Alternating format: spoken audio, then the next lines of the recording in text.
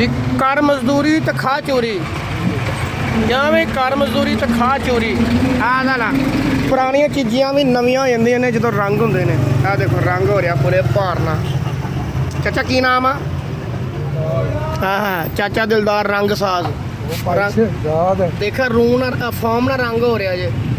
ਲੋਕੀ ਬੁਰਸ਼ ਨਾਲ ਕਰਦੇ ਸੀ, ਫੋਮ ਨਾਲ ਕੰਮ ਕੀਤਾ ਜੇ, ਜਿਹੜਾ ਮਿੱਠਾ ਪਾ ਕੇ ਬੜਾ ਬਿਹਤਰੀਨ। ਲੈ ਵੇ ਸੱਜ ਗਿਆ ਜੇ ਸਾਰਾ ਕੁਝ। ਲਓ ਜੀ ਰੰਗ ਵਾਲੀ ਚੀਜ਼ ਵੀ ਰੰਗ ਵਾਲੀ ਹੋ ਜਾਂਦੀ ਆ। ਕਿਉਂ ਲਾਲਾ ਰੰਗ ਸੰਗ ਵਾਲੀ ਚੀਜ਼ ਵੀ ਰੰਗ ਵਾਲੀ ਹੋ ਜਾਂਦੀ ਜਦੋਂ ਮਿਹਨਤ ਹੁੰਦੀ ਹੈ। ਕਿਉਂ ਕਰਦੇ ਜਿੱਦਾਂ ਬੰਦਾ ਹਾਂ ਹਜੇ ਤਿਆਰ ਨਹੀਂ ਹੋਇਆ ਤਾਂ ਦੇਖੋ ਕਿ ਰੌਣਕ ਨਿਕਲਣ ਡਈ ਆ। ਬੰਦਾ ਇਹ ਜੇ ਹਾਂ ਜਿੱਦਾਂ ਕਹਿੰਦੇ ਵੀ ਬੰਦੇ ਨੂੰ ਖੁਰਾਕ ਮਿਲਦੀ, ਬੰਦਾ ਬੁੱਢਾ ਨਹੀਂ ਹੁੰਦਾ। ਬੰਦੇ ਨੂੰ ਖੁਰਾਕ ਰੰਗ ਮਿਲਦਾ ਰਹੇ ਰੋਜ਼ ਨੂੰ ਲੋਹਾ ਮਰਦਾ ਹੀ। ਬੰਦੇ ਨੂੰ ਖੁਰਾਕ ਮਿਲਦੀ ਰਹੇ ਤਾਂ ਬੰਦਾ ਬੁੱਢਾ ਨਹੀਂ ਹੁੰਦਾ।